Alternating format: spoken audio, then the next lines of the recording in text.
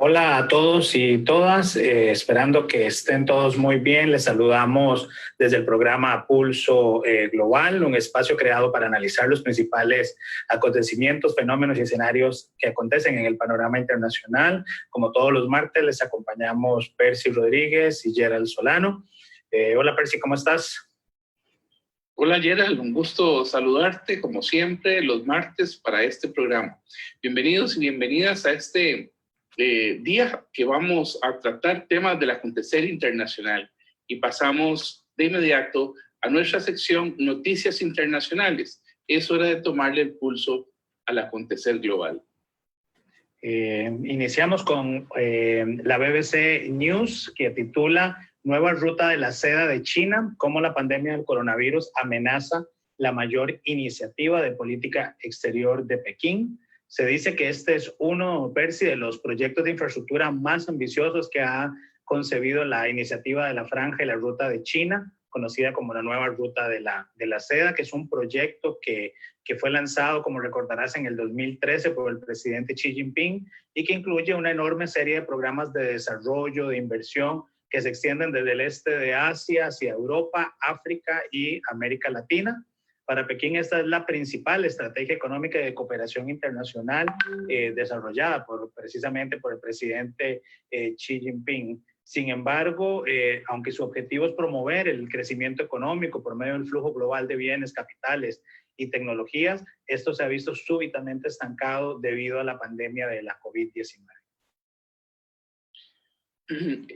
Una noticia sin duda, Gerald, que hemos comentado en otros momentos, el famoso collar de perlas, y es un tema que siempre nos tiene en vilo, el desarrollo de China y cómo ha venido tomando y realizando negociaciones con muchísimos países del mundo, especialmente en América Latina y África, lo hemos visto últimamente trabajar muy de cerca.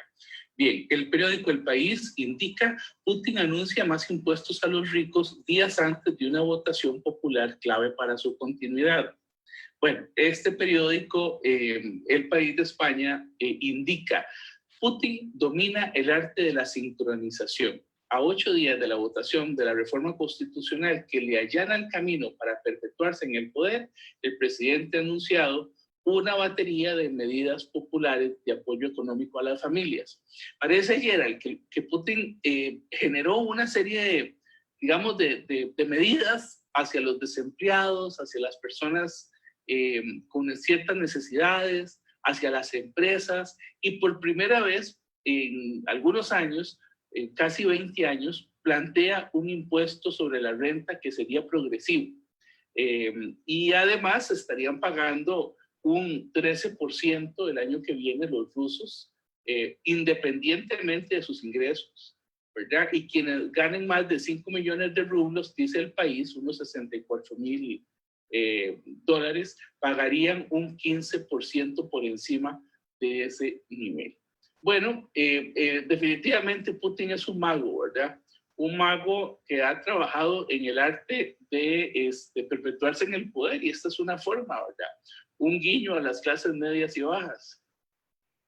Sí, por su parte, el New York Times titula Donald Trump conmocionado ante un mitin lleno de asientos vacíos en Tulsa.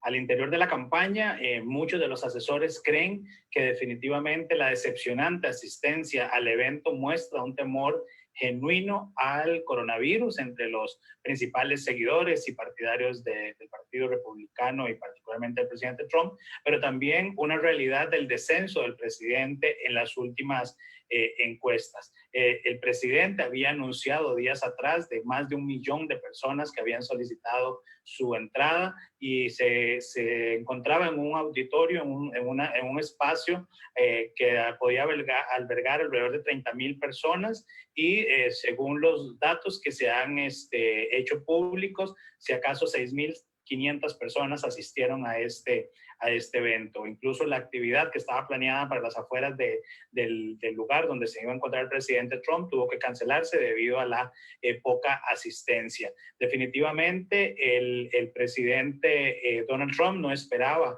esta situación, lo cual en algunos medios lo han retratado con su rostro decepcionado, molesto, cansado, ¿verdad? Hay una una serie, digamos, de reacciones, temas que precisamente tendrán que valorarse a lo interno de la jefatura de campaña. Sí, y es que con Trump uno nunca sabe en qué está pensando, ¿verdad? Lo decía John Bolton en una entrevista que se le hizo en el libro que publicó recientemente, que ha sido noticia internacional, acerca de que quiso retractarse de lo que había planteado con Guaidó. Es decir, que en algún momento, después de que le dio el apoyo a Guaidó, quiso retractarse, dice John Bolton. Bueno, esta noticia la recoge también en su publicación de hoy, Franz Van Carte, que dice, Maduro dice que está dispuesto a reunirse con Trump y este señala que solo espera discutir su salida. Bueno, en esta noticia, el presidente de Venezuela, Nicolás Maduro, está planteando su deseo una vez más de conversar con el presidente Donald Trump. Bueno, esto sería particularmente curioso a partir de que Trump hace unos días también habló de hablar de la salida del líder chavista. Habría que ver en qué tipo de negociación esté en la cabeza de Maduro, ¿verdad? Pero siempre es un tema interesante porque a pesar de que Trump le ha dado el apoyo ciertamente a Guaidó, y así lo hizo constatar la Casa Blanca en un comunicado posterior a lo dicho por Maduro, y la verdad es que uno nunca sabe qué puede estar pasando por la cabeza de Trump. Por su parte, Sputnik News titula El conflicto por el río más largo del mundo llega al Consejo de Seguridad de las Naciones Unidas. Fracasa otro intento por resolver la disputa entre Egipto y Etiopía a cuenta de una gran represa hidroeléctrica que se construye sobre el río Nilo, lo cual ha aumentado la tensión entre estos dos, entre esos dos países y en la región particularmente, lo que algunos expertos señalan y califican como una lucha por el control de la fuente de agua más importante de la región. El Cairo envió una carta al Consejo de Seguridad de las Naciones Unidas en la que pidió a que interviniera en la disputa en torno a la gran represa del Renacimiento de Etiopía. Su anticipada entrada en servicio amenaza los intereses de Egipto y Sudán, por lo que la diplomacia egipcia busca que el Consejo de Seguridad de las Naciones Unidas eche una mano en las negociaciones tripartitas sobre la puesta en funcionamiento de esta instalación hidroeléctrica. Así que los invitamos a seguir esta noticia.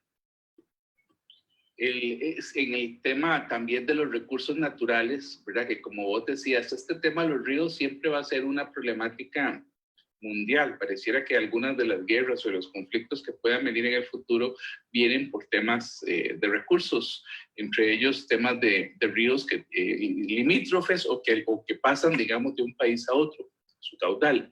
El medio Reuters publica en estos temas de la naturaleza, nube de polvo del Sahara sofoca el Caribe en su camino a Estados Unidos. Una enorme columna de polvo del Sahara cubierto áreas del Caribe y convertido el cielo azul en una densa bruma de color marrón lechosa, lo que ha provocado advertencia de salud por una baja de la calidad del aire a niveles poco saludables.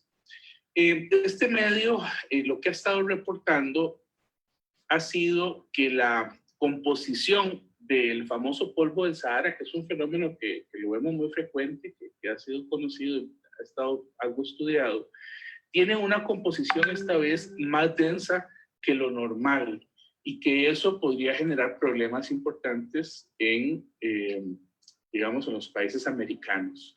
El polvo del Sahara, dice este medio, ayuda a limpiar las playas en el Caribe y fertiliza los suelos del Amazonas, además de afectar la calidad del aire. Según la NASA, ha capturado imágenes satelitales con una composición más densa de lo común. Bueno, entonces esperemos que haya un equilibrio entre estas dos fuerzas.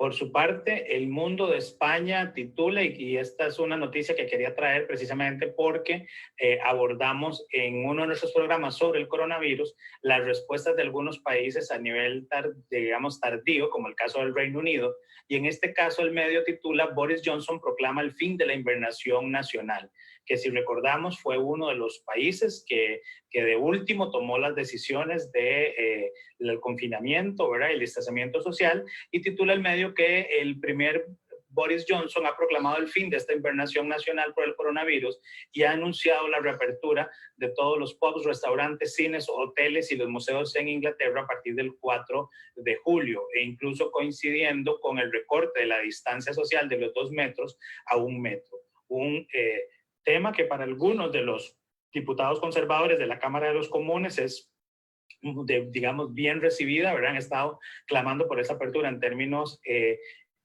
económicos. Por otra parte, algunos han advertido que la relajación debe ser cautelosa de este confinamiento, dado que en caso condicional podría más bien revertirse los efectos del coronavirus. Bueno, definitivamente el mundo sigue tomando decisiones para tratar de afrontar la crisis social y económica que está surgiendo después del post-COVID-19. Esa es la pregunta. ¿Qué sigue después del COVID-19? El periódico Reuters publica: Perú ve más conflictos sociales por crisis económica mientras suaviza cuarentena por coronavirus. Bueno, precisamente lo que vos estabas hablando, Gerald. Según este medio, después de 100 días de cuarentena, Perú empieza a suavizar las restricciones. Y parece ser que en ese contexto se están generando ya, o se están convocando gran cantidad de marchas, de protestas, que habían quedado ahí pendientes. Y yo me pregunto si esto será también lo que va a suceder, por ejemplo, en Costa Rica o en muchos otros países. Me parece que lo estábamos viendo, bueno, en varios lugares en donde, en el momento, en Francia, por ejemplo, en el momento en que se suavizó las cuarentenas, la gente empezó a lanzarse a la calle a hacer cierto tipo de protestas. Bueno, en Estados Unidos acaba de pasar. Porque al fin y al cabo hay problemas no resueltos. En Costa Rica es un caso curioso, ¿verdad?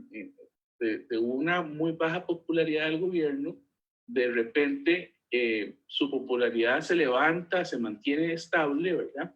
Y yo me pregunto si después del coronavirus la popularidad de este gobierno se mantendrá o bajará. Y si las protestas sociales y todos aquellos escándalos antes del coronavirus volverán a ser una noticia nacional. Por su parte, El País titula, y esta es la última noticia que yo traía hoy, que quería hablar también con otro país que dio respuesta tardía, y es que un juez brasileño advierte al presidente Jair Bolsonaro que le multará si aparece sin mascarilla en público.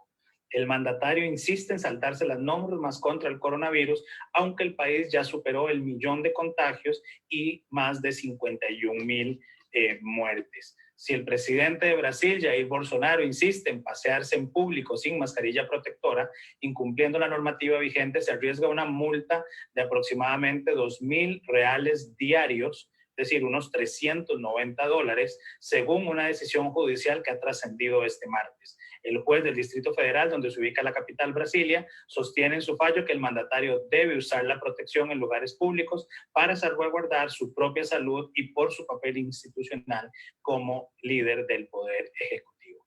Definitivamente, el presidente Jair Bolsonaro ha dado de qué hablar antes de la COVID-19, durante la COVID-19, y probablemente seguiremos escuchando cosas de este presidente post-COVID-19.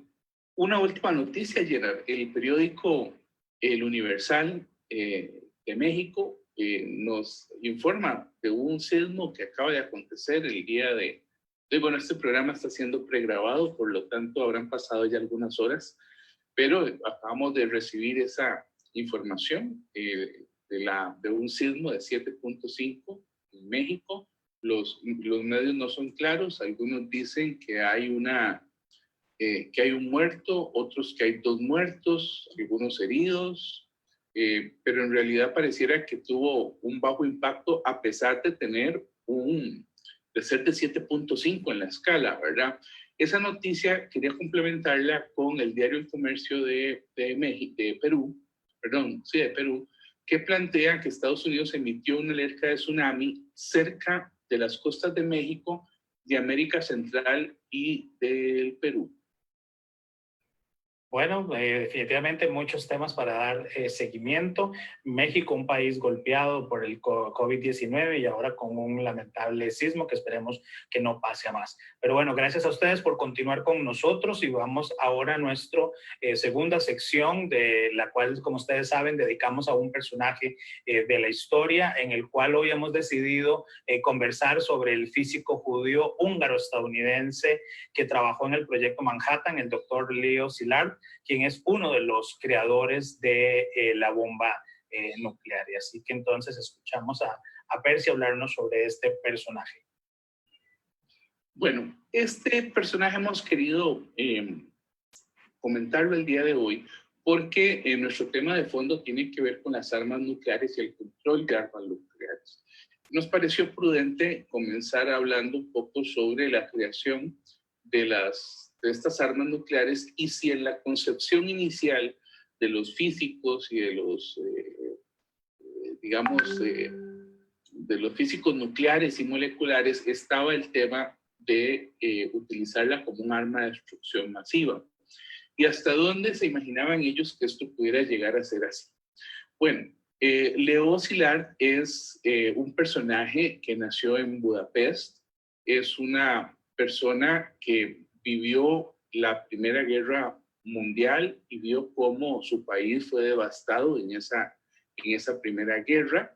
Es un personaje interesante porque él pasa a trabajar en Berlín con la universidad y en algún momento empieza a ver los brotes racistas del nazismo. Recordemos que él además tiene ascendencia, además de ser húngaro, tiene ascendencia judía y por lo tanto él, que había comenzado con una serie de estudios de física nuclear, comienza a darse cuenta que estos son, digamos, descubrimientos que no deberían de llegar a manos de los nazis, por lo que en algún momento él incluso trata de establecer una patente, primero en Gran Bretaña, una patente de la bomba nuclear, y después decide que no, que la patente más bien él la quiere utilizar para que no se construya un arma nuclear y decide otorgarle los planos de esta bomba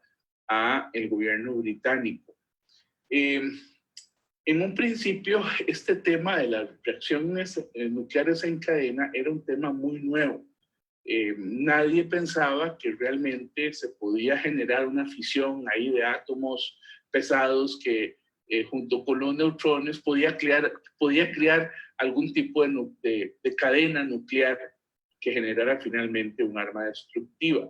Más bien, en los primeros estudios que hizo Szilard, él lo que planteaba era que esa fusión, esa reacción que se generaba, podía realizarse en cantidades suficientes para poder generar electricidad.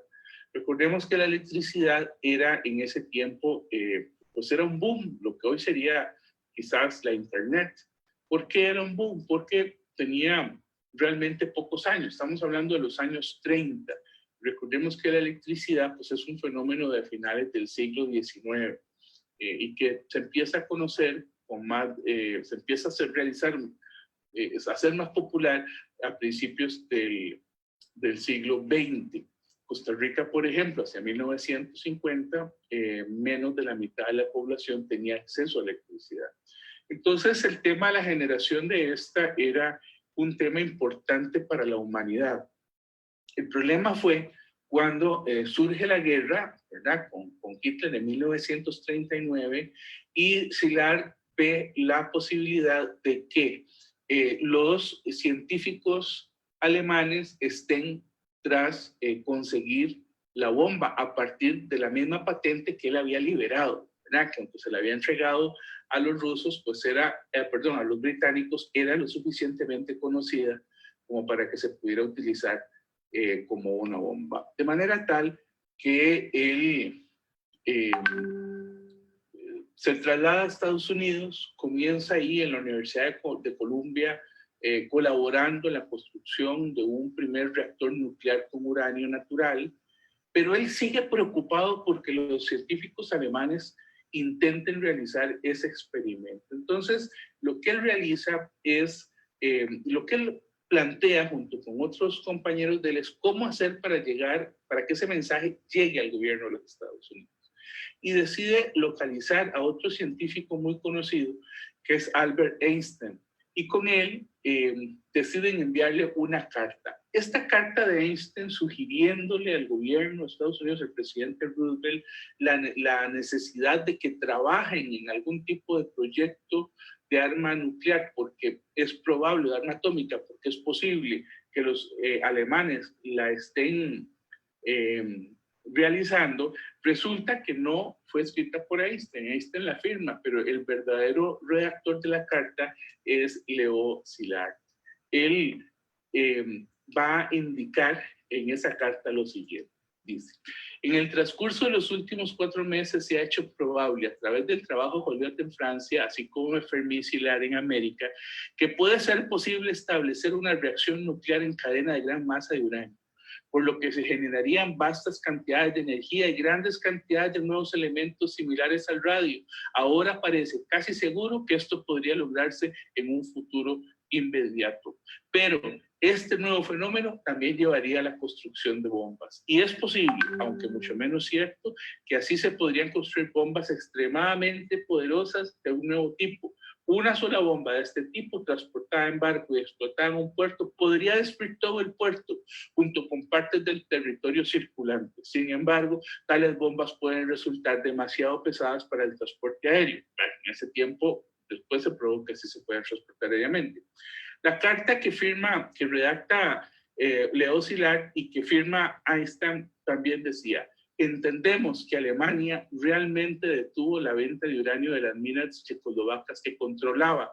Que se tomase una acción tan rápida tal vez podría entenderse sobre la base de que el hijo del subsecretario de Estado alemán, von Weizsäcker, está vinculado al Instituto Kaiser Wilhelm de Berlín, donde se está repitiendo parte del trabajo estadounidense sobre el uranio. Bueno, esta carta es tomada en serio por el presidente Roosevelt. Inmediatamente convoca al Estado Mayor, posteriormente crea una comisión sobre este tema del uranio y empiezan a trabajar en las famosas bombas nucleares. Y muy lamentable porque en un principio, en el famoso proyecto Manhattan, en el que no participó Einstein, pero sí Szilard, llega con su intención de crear la cadena de reacción nuclear, porque estaba trabajando en los reactores nucleares, y ver la posibilidad de que fuera utilizado para temas energéticos, pero con la intención, ya cuando se dio cuenta que era una bomba, de usarla como un medio de disuasión. Sin embargo, ese medio de disuasión nunca se pudo llevar a cabo de esa forma. Él se molestó mucho cuando el proyecto Manhattan pasa de los científicos civiles a los militares, y los militares finalmente pues no dudan en utilizarla en Hiroshima y Nagasaki. Esta es un poco la historia de estos señores. Incluso cuando Szilard le comenta a Einstein la posibilidad de que hay que alertar porque los alemanes están construyendo las bombas atómicas, Einstein le dice: ni siquiera había pensado en esto. Es decir, había una, digamos que fue uno de los primeros que empezó a dar a denunciar que posiblemente los alemanes podían tener acceso a la construcción final de la bomba. En 1947, cuando a Einstein la revista Newsweek le preguntó sobre el tema de la bomba, él afirmó lo siguiente y dijo: si yo hubiera sabido que los alemanes no tendrían éxito en el desarrollo de una bomba atómica, no habría hecho nada al respecto. Por supuesto, uno se pregunta, bueno, pero es que no se podía saber si la iban a desarrollar o no. qué hubiera pasado si no se hubiera hecho nada al respecto. Ahora, por supuesto, la creación de la bomba es una de las, y no solo de la bomba atómica, sino de los siguientes tipos de bombas, pues son uno de los temas que más han preocupado a la humanidad y que lamentablemente fueron utilizados para generar un mundo que por muchos años ha entendido el horror de una destrucción global. Bueno, gracias Percy por este espacio y contextualizarnos, y de alguna forma estamos introduciendo ya nuestro tercer bloque, el cual hemos hoy denominado armas nucleares y acuerdos y negociaciones, por lo que les agradecemos a ustedes que continúen con nosotros y nos dejen sus preguntas o comentarios con respecto a este tema. Y siguiendo tal vez un poco en esa línea, Percy, ya entrando a nuestro tema, digamos, de fondo, prácticamente podríamos decir o conversar un poco que el tema de las armas nucleares ha sido, digamos, una preocupación importante para la humanidad, particularmente después de su utilización, ¿verdad? Precisamente en la guerra de Hiroshima y Nagasaki o de la Segunda Guerra Mundial, ¿verdad? Y que se aplican en 1945, y que las mismas Naciones Unidas dicen y señalan que las armas nucleares son las armas más peligrosas de la Tierra, que una sola puede destruir una ciudad entera con la posibilidad de causar la muerte de millones de personas y poner en peligro el medio natural y las vidas de las futuras generaciones debido a sus efectos a largo plazo. Y es entonces ahí precisamente donde surge un tema que esta semana hemos visto en medios, ¿verdad? Y es las posibles negociaciones, el acercamiento nuevamente entre Estados Unidos y Rusia, y que por eso precisamente decidíamos conversar hoy o dedicar este espacio al análisis de los temas nucleares. Es decir, en la historia de los países y principalmente de las potencias a nivel, digamos, del sistema internacional, hemos visto cómo algunas de ellas han ido cada vez, ¿verdad? Haciendo uso, perfeccionando el armamento que tienen con fines disuasivos, con fines, por supuesto, de demostración de poder. Y eso es precisamente la lucha o esa carrera que se da después de que finaliza la Primera Guerra Mundial. Y a partir de ahí empezamos a ver, la Segunda Guerra Mundial, y a partir de ahí empezamos a ver una serie de elementos que han ido preocupando a la humanidad, ¿verdad? A lo largo de todos estos años, porque cada vez vemos las pruebas como más cercanas, cada vez vemos con mayor frecuencia, empezamos a escuchar de otros países que también tienen esos intereses, y que si lo vemos en términos de, que como bien lo señalabas ahora con nuestro personaje del día, precisamente el uso de la energía nuclear, ¿verdad? Como energía ha sido utilizada, y todavía algunos países la utilizan como una fuente, digamos, de energía para satisfacer sus necesidades, pero otros han ido más allá, ¿verdad? En esa línea de enriquecimiento de uranio, precisamente con los objetivos de tener un armamento nuclear. Y ahí es donde empieza, digamos, a radicar un poco las preocupaciones a nivel internacional. Sí, uno podría pensar, digamos, que este tema de las bombas atómicas es un tema algo estable, en el sentido de que se crea una bomba y esa bomba se mantiene en el tiempo. Sin embargo, la historia lo que nos ha probado es que los diferentes ensayos nucleares que han existido desde el año 45 para acá han sido pruebas que tienen un alto componente de destrucción, y que son bombas además que van utilizándose y perfeccionándose. Tengo yo acá, Gerald, de los tipos diferentes de fisión nuclear. Dice, hay bombas nucleares o atómicas, existen las bombas termonucleares o bombas H, las bombas sucias de cobalto o radiológicas. Uno pensaría, digamos, y que además constantemente se están mejorando. Bueno, la bomba de aquel famoso del proyecto Trinity, que acabó finalmente con la destrucción de Hiroshima y parte de Nagasaki, con esas dos bombas, fue un proyecto que finalmente que mató muchísimas personas, alrededor entiendo que unas cerca de 300,000 personas.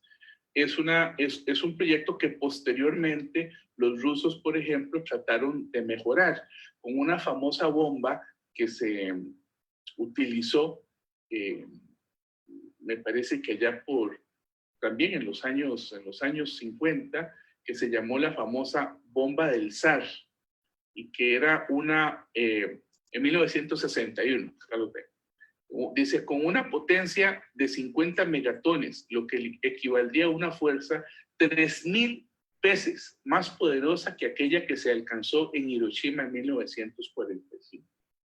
Es decir, uno podría entender que este asunto de las bombas nucleares ha venido fortaleciéndose a través del tiempo, y uno ve cada día más países tratando de acceder a ellas. Por ejemplo, en los años 60, China intentó, por ejemplo, explotar algunas bombas, lo hizo con éxito hasta el año 64, y a partir de ese momento es una de las potencias mundiales en armas. Uno podría ver en las últimas décadas, por ejemplo, a Corea del Norte enfrentándose a todas las sanciones internacionales para generar ensayos nucleares. Y últimamente, a pesar de el amiguismo que encontró en el gobierno norteamericano, lo cierto del caso es que sigue con sus pruebas y con sus ensayos. Lo mismo uno podría percibir en estos días en que han muerto algunos soldados en la frontera entre China y la India y Pakistán, ¿verdad? Es decir, además del conflicto que siempre ha existido entre la India y Pakistán. Pero bueno, estas pruebas nucleares que se han venido haciendo al final son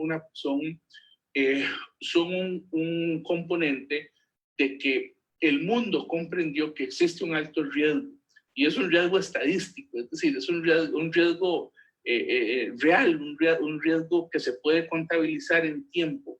Y es ahí donde sale uno de los temas que traemos para hoy, que es el control de armas, ¿verdad? Que es el tema de las negociaciones, el tema de los tratados que finalmente se desprendieron del tema de la nuclearización. Bueno, y ahí entre los casos que mencionabas también pensaba y recordaba toda la situación con Irán, ¿verdad? Y la necesidad que ha tenido el régimen iraní de justificar precisamente su programa nuclear, que lo ha por lo menos tratado de justificar en términos de uso pacífico de esta, digamos, de esta energía. Sin embargo, la Organización Internacional de Energía Atómica y algunos, digamos, auditores o algunas personas que han ido a hacer las inspecciones en sitio han señalado que los niveles y no es nuevo, ya esto tiene, digamos, varios años, pero que los niveles de enriquecimiento de uranio en Irán particularmente les permitiría estar cerca, ¿verdad?, o a pasos muy cercanos de tener armamento nuclear. Y de ahí precisamente una de las estrategias del presidente Barack Obama en su momento de llegar a un acuerdo con Irán precisamente para evitar de alguna manera que se llegara a, digamos, concretar el tener una arma nuclear. Sin embargo, para este año, ¿verdad?, se hablaba precisamente de una posibilidad de Trump, de llevar una escalada en términos bélicos, incluso contra Irán, y que algunos medios cuestionaban sobre una posible tercera guerra mundial, y así se señalaba, si te recordás, en algunos medios al principio de este año, cuando arrancábamos apenas el programa Pulso Global, y que conforme hemos venido, como bien señalabas, avanzando en la historia, el mismo sistema de Naciones Unidas se ha visto de alguna manera, digamos, expuesto a través de la Organización Internacional de Energía Atómica a buscar una serie, digamos, de acuerdos o de tratados que precisamente faciliten un poco el control, como señalabas, y entre ellos, por ejemplo, está la Convención sobre Seguridad Nuclear o la Convención sobre la Protección Física de los Materiales Nucleares y las enmiendas que se han hecho en términos de la responsabilidad civil por daños nucleares, porque aquí, digamos, también es importante para quienes nos acompañan en la transmisión, es que no es solo el armamento y la capacidad, digamos, de destrucción que tiene el armamento, sino es también la forma en que se manejan los desechos, ¿verdad?, ¿verdad? Nucleares, y también el impacto que una vez que se haya utilizado o que bien haya escapado material de digamos, nuclear de algunas de estas bases, tiene una repercusión, un daño civil de años, ¿verdad? O sea, y está el caso particular de, por ejemplo, de Chernobyl, ¿verdad? Que todavía tenemos repercusiones precisamente de todos los, digamos, los reactivos, ¿verdad? Que surgieron después de esa explosión, y daños que todavía el día de hoy seguimos con preocupación. Si recordás, Percy, hace tal vez hace como un mes, si no me falla la memoria, precisamente hablábamos de la preocupación de incendios, ¿verdad? Que estaban cercanos a la zona de Chernobyl, y había una gran preocupación por el aumento que había de radioactividad en la zona. Y creo que ahí es precisamente donde entran estos tipos de tratados que bien estabas mencionando, ¿verdad? Y que por ir tal vez ya mencionando algunos, hablamos del Tratado de No Proliferación digamos, de armamento, el cual ha sido también cuestionado, ¿verdad? Por ejemplo, India no quiso ser parte, digamos, de este tratado, siendo un país, como bien señalabas, que tiene aspiraciones nucleares y que tiene un conflicto con dos vecinos que también, ¿verdad? Se teme que tengan armas nucleares, China y Pakistán.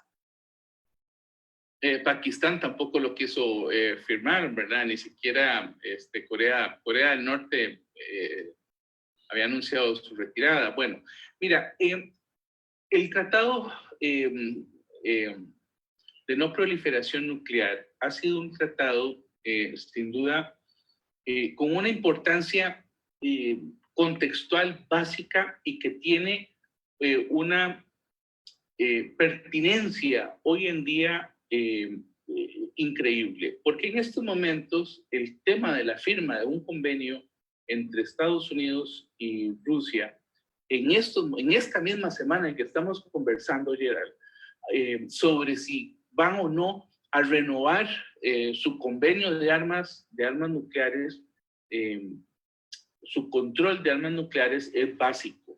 A mí me ha llamado mucho la atención que el problema y la crítica principal que se le hizo al tratado fue que entró en vigor, por cierto, en 1970, cuando entra en vigor. Cuenta alrededor de unos 190 países que lo han ratificado, pero una de las principales problemáticas es que se dejaron puertas. Por ejemplo, Gerald, el artículo 4, inciso 1 del tratado dice: nada de lo dispuesto en este tratado se interpondrá en el sentido de afectar el derecho inalienable, óigase bien, inalienable, de todas las partes en el tratado de desarrollar la investigación, la producción y la utilización de energía nuclear con fines pacíficos, sin discriminación y de conformidad con otros artículos del tratado. El artículo 2, ve lo que dice el artículo 2, por ejemplo. El artículo 2 dice: cada Estado no poseedor de armas nucleares que sea parte del tratado se compromete a no recibir de nadie ningún traspaso de armas nucleares u otros dispositivos nucleares explosivos, ni el control sobre tales armas o dispositivos, que sea directa o indirectamente, a no fabricar ni adquirir de otra manera armas nucleares y a partir de los dispositivos nucleares, y a no recabar ni recibir ayuda para la fabricación de estas. Entonces son las contradicciones del tratado, ¿verdad? El artículo 2 dice que no se deben fabricar armas de destrucción masiva, ¿verdad? Armas nucleares. Pero en el artículo 4 se permite el derecho inalienable. Es que no deja de ser un tema de redacción, ¿verdad? Para el uso de para el uso de la energía nuclear con fines pacíficos. El problema es que si usted tiene la posibilidad de utilizar reactores nucleares, puede usarlos para electricidad, para fines pacíficos, pero se abre en muchos países, sobre todo muchos países en donde tienen algunas razones para la guerra, ¿verdad? Que han estado peleando con sus vecinos o que tienen rencillas: India, Pakistán, Corea del Norte, Corea del Sur, Corea del Norte, las potencias, etcétera. Son países que podrían utilizar eventualmente estos artículos de llevar a cabo producción producción nuclear para en algún momento generar producción de armas nucleares. Es aquella famosa teoría de Clausewitz, la teoría de la Trinidad, que decía que las causas de la guerra son el odio, el azar y la razón, ¿verdad? Decía él en algún momento. Sí, efectivamente, uno no sabe en manos de quién pueden caer estas armas. Y me parece que esa es una de las principales razones por las que históricamente se ha trabajado en los tratados. Sobre los tratados, Gerald, después del Tratado de No Proliferación de 1969-68, que se activó en el año 70, se firmaron otros. Por ejemplo, el famoso tratado antimisiles balísticos que se firmó en el año 72, que fue el mismo año en que se llevó a cabo la famosa reunión llamada SALT, que después hubo, bueno, se les llama las reuniones SALT 1, SALT 2, que son conversaciones sobre la limitación de armas estratégicas, de armas nucleares. Bueno, la primera de estas reuniones entre Estados Unidos y la Unión Soviética permitieron, la antigua Unión Soviética, permitieron efectivamente el tratado de misiles antibalísticos. Aquí lo que hay que comprender es que cuando se trata de armas nucleares, existen tres vectores, digamos, tres vectores de transportación de las armas nucleares que pueden perfectamente llevarlas hasta poderlas enviar a sus objetivos. Y son estos vectores, las bombas, los misiles balísticos, las naves aéreas y los submarinos nucleares. Uno no le daría importancia a los submarinos, pero para darte una idea, por ejemplo, Francia, que puede tener unas 300 ojivas nucleares, es uno de los países que tiene todo su arsenal, o casi todo su arsenal en submarinos. Son pocos, digamos, los que están en bases tierra o aire, pero la mayoría están en sus submarinos, y en estos submarinos tiene además las 300 ojivas, el total de su capacidad nuclear activa, algo que muchos países no las tienen. La mayoría de los países no tienen toda su capacidad activa. Bueno, en el caso de Francia, tiene toda su capacidad activa. Entonces, estos tres vectores, cuando usted tiene armas nucleares que están repartidas en diferentes lugares, que andan submarinos, bombas que pueden ser lanzadas a través de misiles, ¿verdad? O que pueden ser transportadas por el aire, usted dice, bueno, ¿cómo se controla esto? Y esto la ONU y el esfuerzo de algunos países en el pasado ha llevado a los famosos tratados y a las famosas conversaciones, sobre cómo limitar esto. Después de los SALT vendrían otras iniciativas, ¿verdad? Como los famosos START, los START 1, START 2, START 3, que después llevaron a la SORT 2 y que ahora podemos hablar más adelante del New START, que es el tema de hoy. Pero todos estos tratados durante, no sé cuánto va, del 72, 69 a la fecha, son casi 50 años.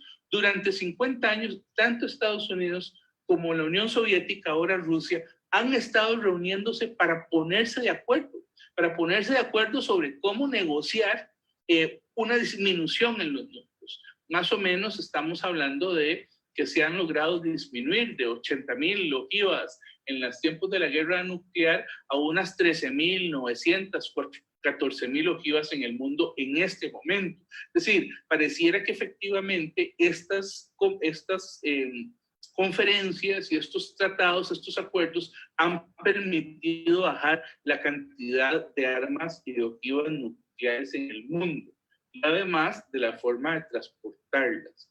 Entonces yo creo que los esfuerzos que se han hecho en diversos momentos, a Putin le ha tocado firmar varias. A Putin le tocó, por ejemplo, la del 2002 con Bush, el famoso SORT, ¿verdad? Era después del START 1, el START 2 y el START 3, el SORT fue el que permitió a los países, a Rusia, a Putin y al presidente Bush de los Estados Unidos ponerse de acuerdo, es decir, a un republicano.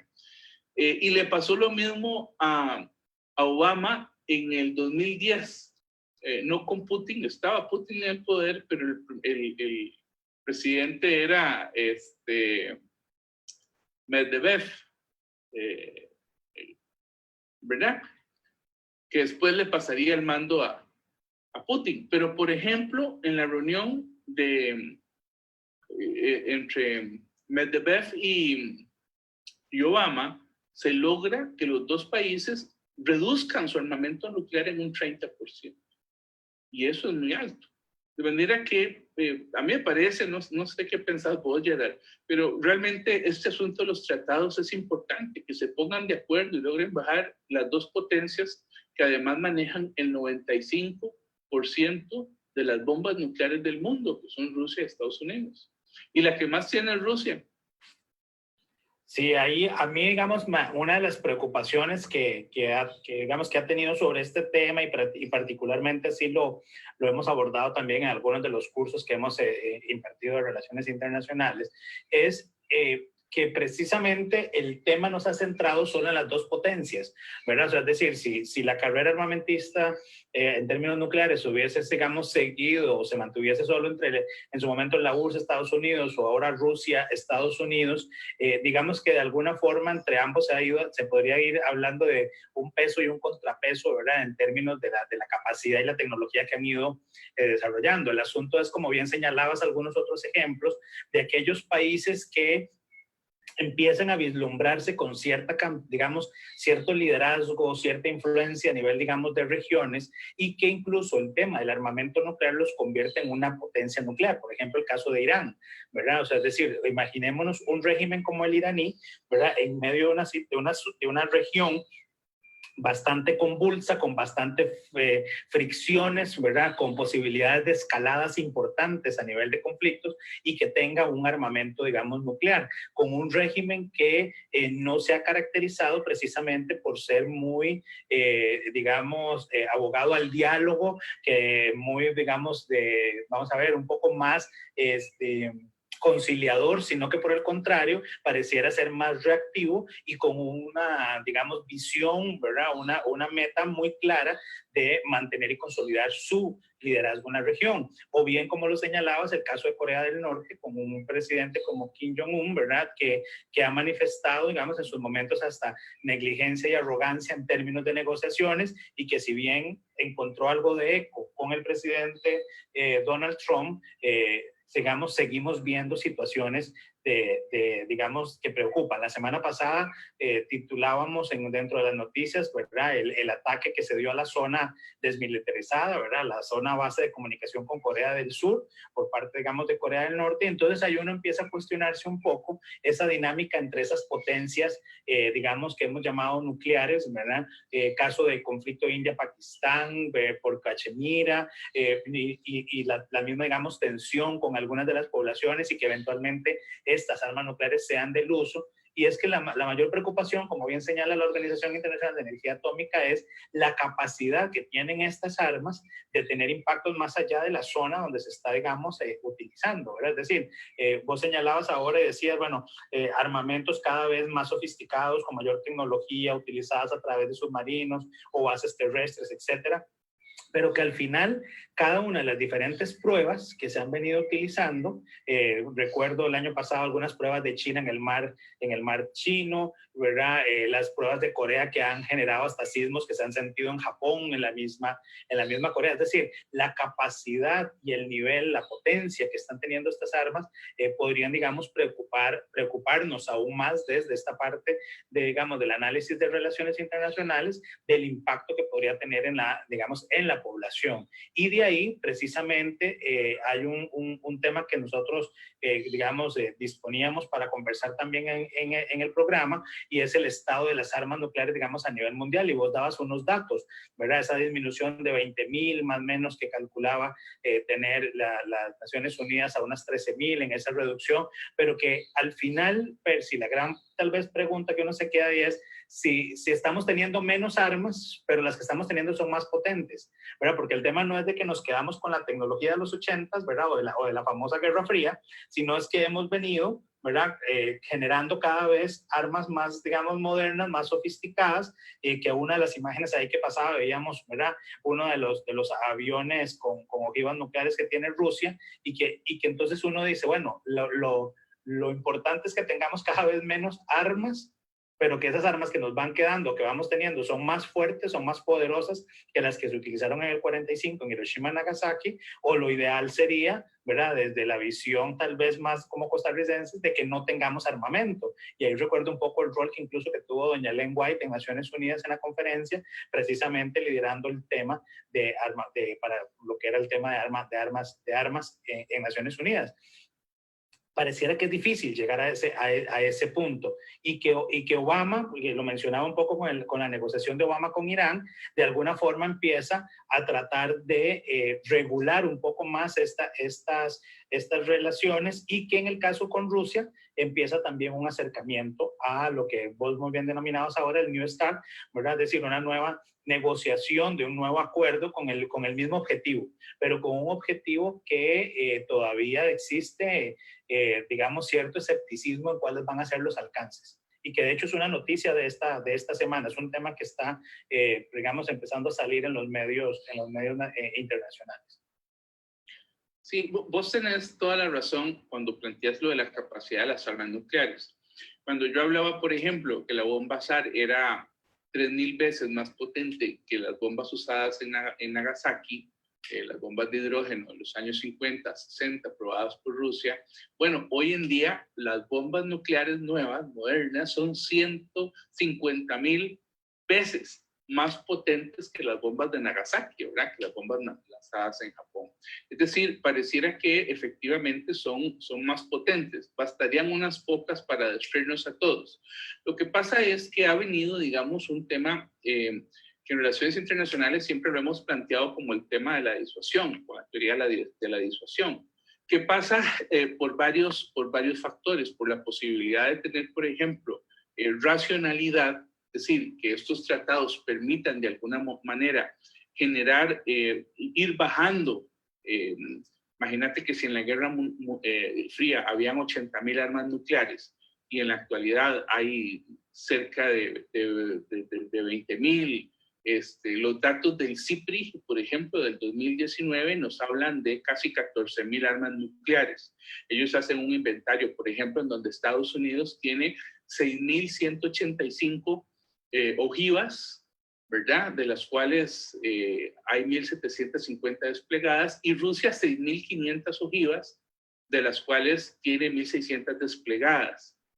Ahora, cuando pones a esos dos actores con 6.000 y pico de ojivas, y pones, por ejemplo, el Reino Unido con 200, Francia 300, China 290, India 130, 140, Pakistán por ahí, tal vez más, Israel con 80, 90, tal vez menos, Corea del Norte con 20, 30, tal vez, porque no se sabe más, porque no hay transparencia en los datos de muchos de estos países. Entonces uno diría, bueno, hay un problema básico, es decir, los dos países, todos los países deberían de estar en los tratados. Pero los dos países con mayor cantidad de armas y con más potencial balístico que acordaron en el 2010 con Barack Obama bajar ese número, y que desde el 2011 en que entra en operación, en ratificación ese tratado, han buscado llegar a solo 1.550 cabezas nucleares y unos 800 sistemas balísticos, pues uno diría, bueno, es un buen principio, ¿verdad? Bajar de las 6.000 y pico que tienen ahora a unas 1.500 cabezas. Por supuesto que vos tenés razón con respecto a la efectividad, y que probablemente serán unas pocas armas las que se necesiten para la destrucción mutua asegurada. Al final, en la disuasión, se plantea uno el tema de la racionalidad, y se dice que por ejemplo, Trump decía, bueno, es que el presidente de Corea del Norte está loco, ¿verdad? Es irracional. Bueno, en realidad no. Estos estados que tienen armas nucleares han sido totalmente racionales en conseguirlos. Pero también hay otro tema de la disuasión, de la teoría de la disuasión, que tiene que ver con la credibilidad. Y estos países también han logrado ser creíbles. Es decir, sus pruebas, las pruebas que han realizado, demuestran que pocas ojivas nucleares, pues de alguna manera son suficientes para destruirnos a todos. Y ahí quería agregarte precisamente al caso que mencioné de Ellen White, que lideró esto en el 2017, que una costarricense liderando este tema en la sede de Naciones Unidas en Ginebra, y que precisamente quienes faltaron a esta reunión, quienes faltaron a este acuerdo sobre el tema nuclear, eran los países con armamento nuclear. O sea, no estuvo presente China, no estuvo presente Rusia, no estuvo presente Estados Unidos, no estuvo presente Francia, no estuvo presente el Reino Unido, miembros del Consejo de todos ellos del Consejo de Seguridad de Naciones Unidas,